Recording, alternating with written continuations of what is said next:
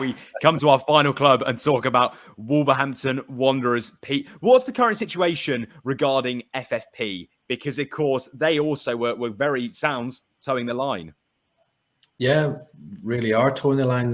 Wolves weren't able to do any business in the January transfer window, despite their desire to bring in a new striker that Gary O'Neill wanted to. As I said, he was quite revealing, and then he's saying that if they had assigned a player like Broja or Yuri Alberto, who they were interested in January, it probably would have pushed them over that limit and saw them facing punishment. So they have seen what's happened to their rivals Everton and Nottingham Forest, so they've known they've had to balance the books.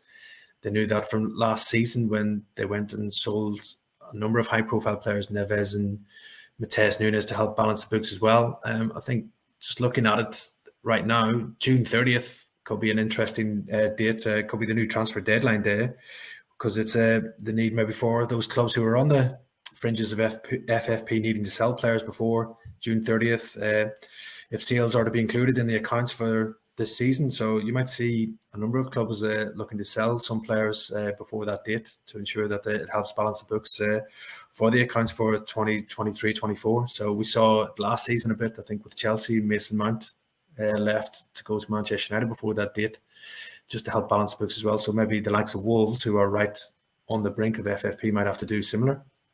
Wow. June the 30th. That is really, I mean, I think for most fans listening, Pete, that's really early. It's sort of the reverse to what Spurs did going into the window. Spurs obviously bought really early on. They did their business early. Sounds like clubs might actually be going into the window and saying, actually, we need to offload you as soon as we can.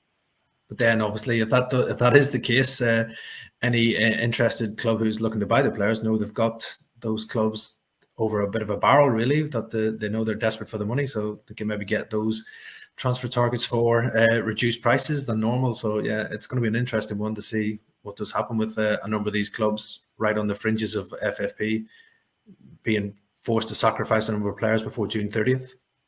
And Keith, they offloaded 17 players for £140 million in the summer. Of course, that did get them out of the Premier League sanctions, like has been mentioned. Do you think going into the window, they would have known that they were in trouble, and actually they would have pinpointed specific players saying, actually, we're going to get a really good deal out of X. We need to sell them to effectively toe the line? I think they obviously did, and they executed that way. And to add to Pete's point, I think Chelsea comes in that category of the clubs that are going to have to offload early as well. And that's going to be the big one that will set the ripple effect going if they don't achieve their targets as well. But I'd come back to my overall point that we mentioned Forest, maybe one or two signings, Wolves, one or two signings. Are we actually saying that these were going to fundamentally change the balance of the Premier League if the clubs are over just by a little bit? It just shows to me that these limits and the rules are not fit for purpose and are being applied in the wrong way.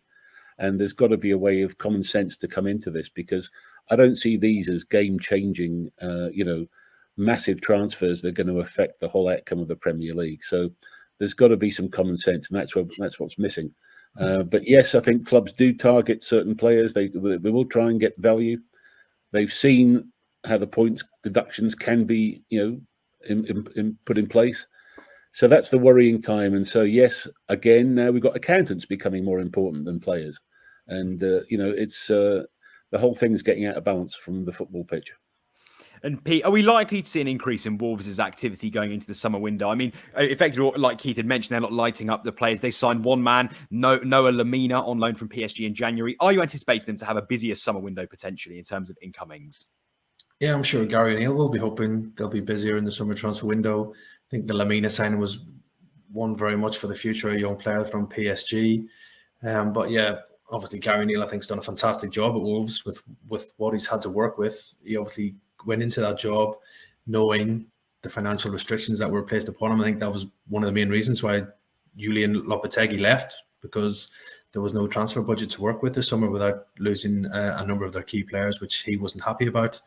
So Gary O'Neill stepped into it and has got the best out of that squad that's at his disposal at Molineux right now as well. A lot will depend if any other players do end up leaving Molineux in the summer. They might have to sacrifice a player or two to help them strengthen the squad elsewhere. And I'm sure there'll be a lot of eyes on the future of Pedro Neto, who's obviously attracted a lot of interest from some major clubs in the Premier League and across Europe as well. Do Wolves have to sacrifice him to allow Gary O'Neill to spend some money and sign players to strengthen his squad elsewhere? I think that's the conundrum that a lot of clubs are facing right now, that they have to cash in. And we've also seen it as well. Selling homegrown players is probably the way to get around these things, because that is maximising profit. That is pure profit for these clubs if they do sell homegrown players. And we've obviously heard a lot of suggestions that Chelsea might have to do that with the likes of Conor Gallagher, who's been strongly linked with moves in the last couple of transfer windows, but still remains at Stamford Bridge. But if he was to move, that would be pure profit for Chelsea. And Pete, just to reiterate there, so earlier on you mentioned that it sounded like Wolves weren't able to sign a striker simply because of FFP. And was that even on loan? That wasn't just a loan to buy, that was a loan as well? I think it was due to Chelsea were demanding a loan fee for Amanda Broja as well. So they were talking of, I think, a 4 million loan fee. So even that was out of Wolves' sort of price range for that one. And obviously contributing to his wages, he's on a lucrative deal at Chelsea as well. So that wouldn't have probably helped Wolves to get him in either. So they had to pull out of that race for Amanda Broja, and Fulham ended up then signing the striker on deadline day. So yeah, as I said, Gary O'Neill's had his hands tied a bit at Wolves, but he's been fully receptive to that and aware of it, and he's got on with it. But yeah, he'll be hoping that maybe the purse strings might be loosened in the summer to allow him to make some signings, but there's no guarantees. Wow. You've just watched a segment from Football Insider's brand new podcast, The Inside Track, with me, Lewis Pearce, alongside the guests on the show.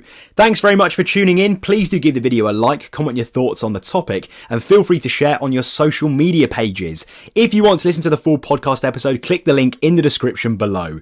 Keep your eyes peeled for plenty more content and exclusives here on The Inside Track.